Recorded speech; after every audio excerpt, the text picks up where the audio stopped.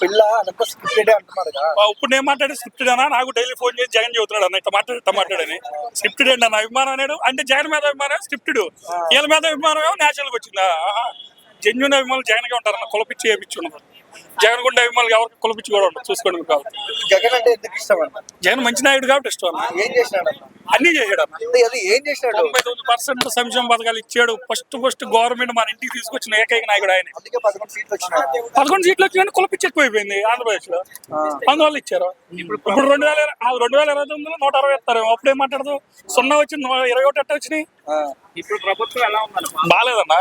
ఒక్క పథకం కూడా ఇచ్చిన ఎవరో నువ్వు సంపద ఎట్ట సృష్టించాలో మనమే చెప్పాలంట. ఆయనే చెప్పాడు కదా, నేను సంపద సృష్టించేస్తా, అవి సృష్టించేస్తా అని. ఎవరో వాళ్ళు ఒక్క పథకం కూడా ఎవరో, అయినా మనకు ఆయనే కావాలి. ఎందుకు అబద్ధాలు చెప్పాలి?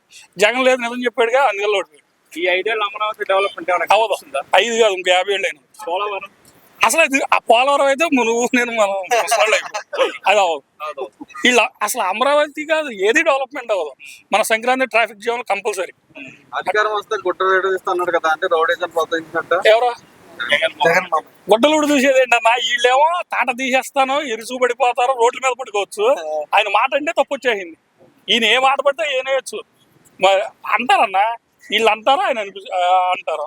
వీళ్ళు సైలెంట్ ఉంటే ఆయన అట్టగంటారు. కూటమి కేసులు వెనక ఏమన్నా కుట్రకోణం ఉందా? కుట్ర నీకు తెలుసు, నాకు తెలుసు అన్న. ఎంత మాట్లాడుకున్నా ఏం ఉపయోగం ఉందో? వీళ్ళు ఇట్టగా పెడతారు. వాళ్ళు వైసీపీ వాళ్ళు ఉన్నంతకాలం వీళ్ళు ఇట్టగా పెడతారు. వాళ్ళు రంగానే మీద పడిపోతారు. అదే రాజకీయం, మన ఆంధ్రప్రదేశ్ రాజకీయం. అంతమించి ఏమని చెప్పు, కుట్రే. లేకపోతే ఇప్పుడు 3 ఏళ్ల క్రితం జరిగింది, ఇప్పుడు కేసు ఏంటి అన్న బాబు? అంటే ఈ రోజు జరిగిన దాన్ని బట్టి చూస్తే జగన్ బయటకు వచ్చినట్లే, ఇంకా జగన్ బయటకు వచ్చేసాడు అంటారా? ఆయన చెప్పాడు కన్నా, వచ్చేస్తాను నేను, వచ్చాడు మరి. ఆయన చెప్పిందల్లా చేస్తాడుగా, 99% కదా 100% చేస్తాడు ఈసారి.